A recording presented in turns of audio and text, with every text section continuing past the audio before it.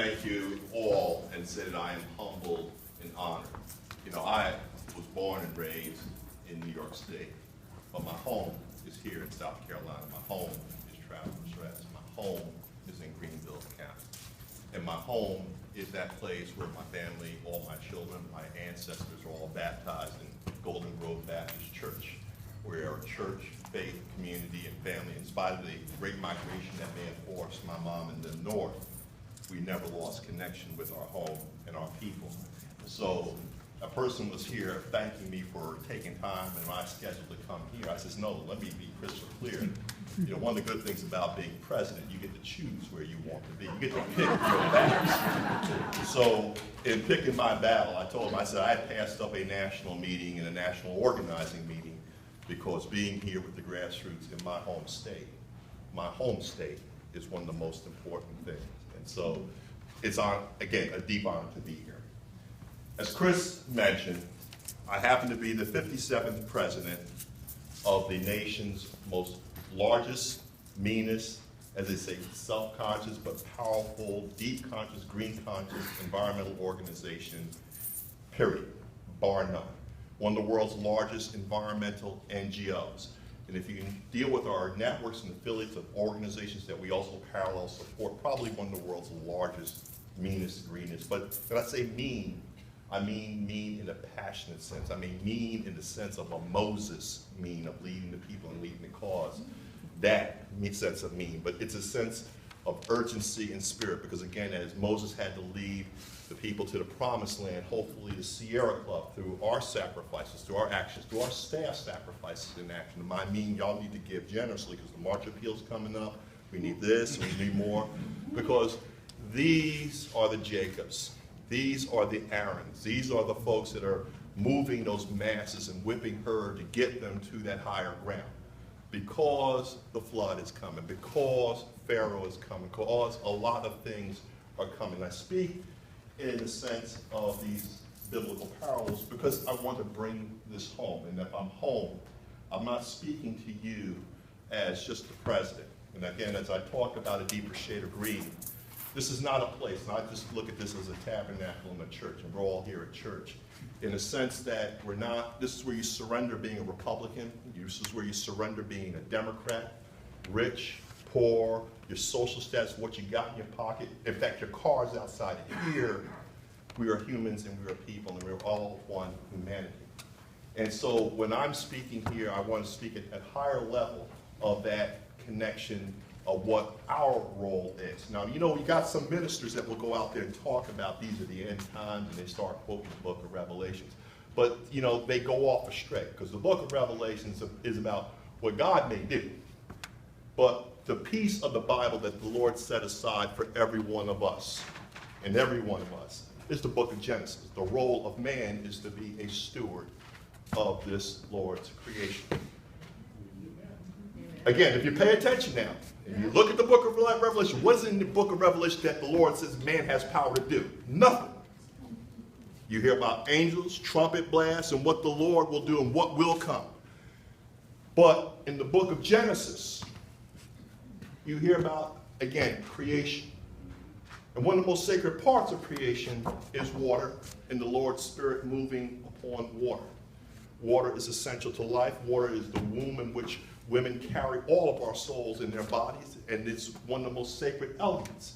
And when we get far astray and, as they say, cause changes that causes disruption like climate change, this is where creation, as we know it, can be aborted.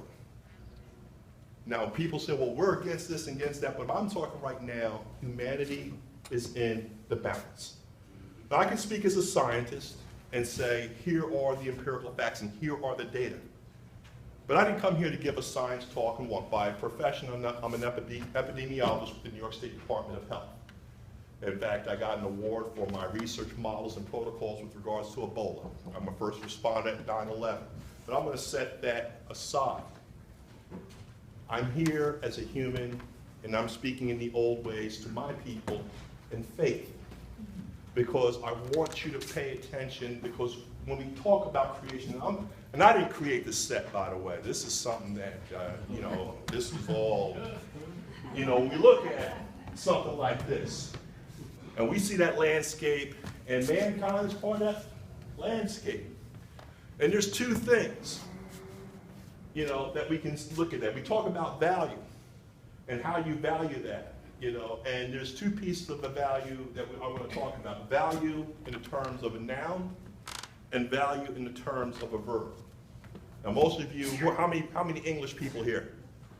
Okay, I mean English majors or English lit writers, what have you.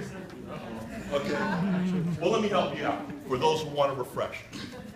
Value in the sense of the noun, that biblical sense of place, and again, it transcends. It's a proper thing. It's more important. It is something that you just can't put into terms of cash. It's something that's connected to all of us, and it's a proper place, as I said, that things you can't put a price on. But value, once it's converted to a verb, that's where you get Wall Street, right? That's when things become tangible. My ancestors had a traveler's rest at one point in time because of value. The verb were converted to 3/5 of a human being and bought and sold. Their humanity bought and sold, their labor stripped away. And when you look at things in the sense of a verb, of how much is that and what's that worth, you can put a dollar value. You can actually buy and sell. You can create a deed. You can divide it up, dig it up. In fact, if that hill was full of coal,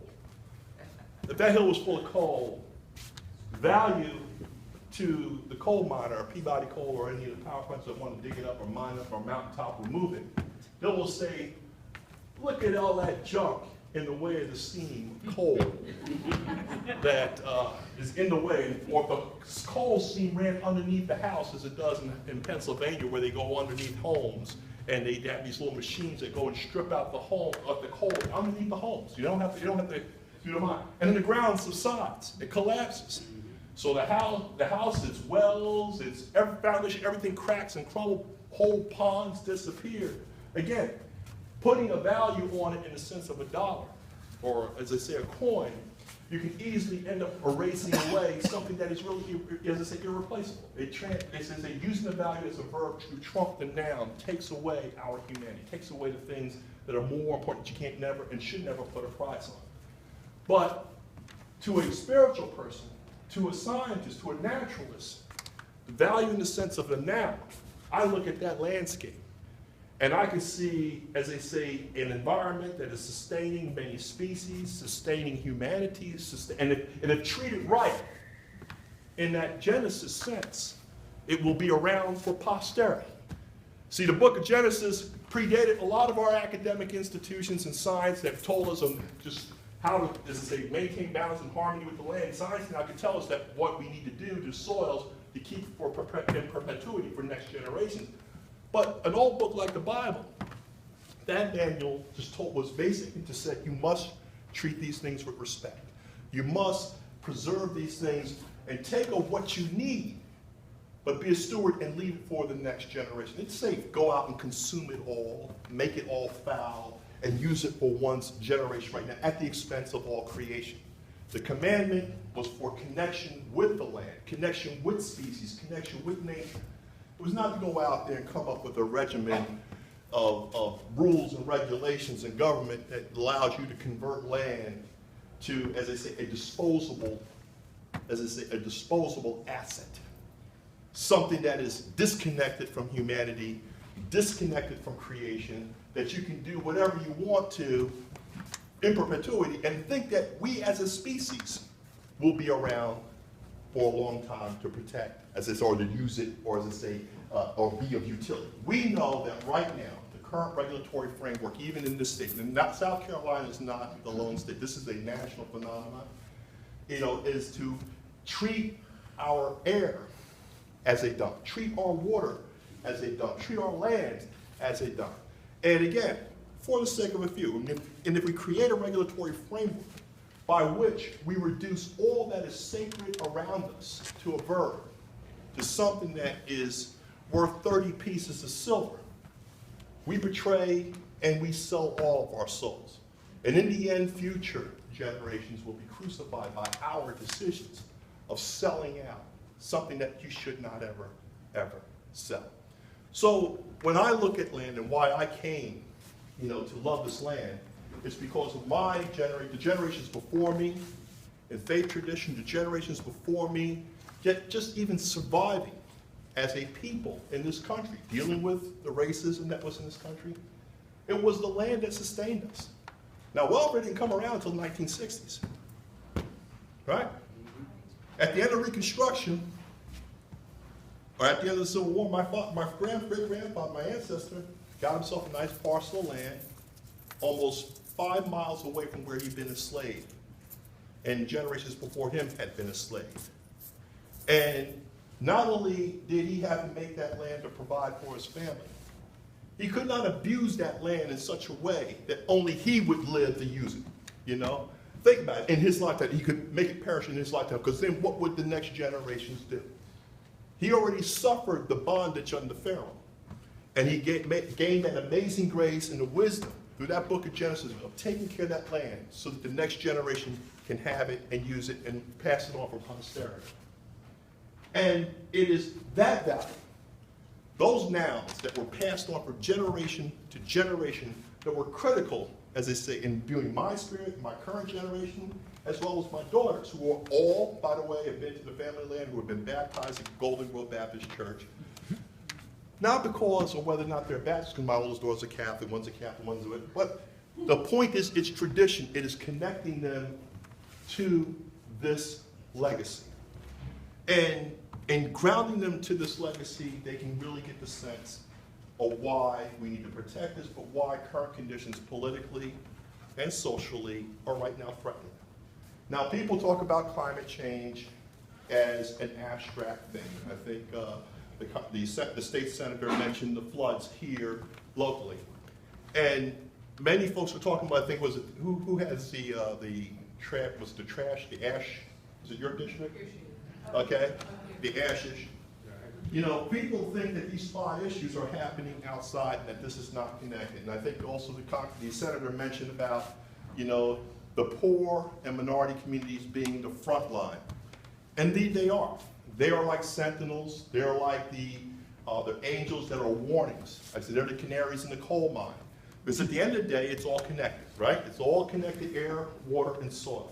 So as we start to witness the effects right now of those folks living in, as I say, the lowland areas and the floodplains, because that's probably the most affordable and cheapest land, as they start witnessing the first wave of the effects of climate change, it's not there by the grace of God go you. You will be going that way. And why is that important right now? And this is one of the reasons why I ran for presidency for this year. Because what we do in 2016, in America, and this is neither Democrat or Republican, this is just pure green. This is just pure book of Genesis. This is just pure survival. What we do right now with who we choose, who's going to be, as I say, setting the regulatory framework for our nation to be in accord with the rest of the world, matters right now. If we don't get it right, things are really gonna get bad. And it won't be, oh, it's gonna happen to the poor. It won't be, it's gonna happen to those minorities. As we saw with Hurricane Katrina, when it came ashore, yes, it hit New Orleans, but it hit the entire Gulf Coast and did substantial damage. That's gonna be the new normal. But there's also the other piece. There's a lot of people say, well, global climate change is not really happening because we're starting to see more sea ice. In fact, some of you probably might have seen the great debate. It wasn't even a debate with Ted Cruz and I over climate change. But here's one of the realities. First and foremost, quick little sidebar, that's a hearing. And as any of you know, in a hearing, you have to give testimony. So I gave 50 pages of written testimony and then my summary oral testimony on that. So I'm sworn under oath, and I came here to testify in reality of whether or not regulations would hurt minorities and hurt low-income people. His thesis was that increasing regulations like clean power or having states protect people from contaminated water is hurting business and therefore is discriminatory because it denies economic opportunity to the poor. And so I presented a long analysis to the opposite, but in the footnote of that analysis was a relationship to climate change, and then he wanted to go off script. And because it's a hearing, you don't want to go off script because you're under oath. And remember, every word, every letter Even though you may be able to cite a study, but if you can't cite a particular scientist, you lose a little bit of credibility. So unfortunately, I could not get into debate on this climate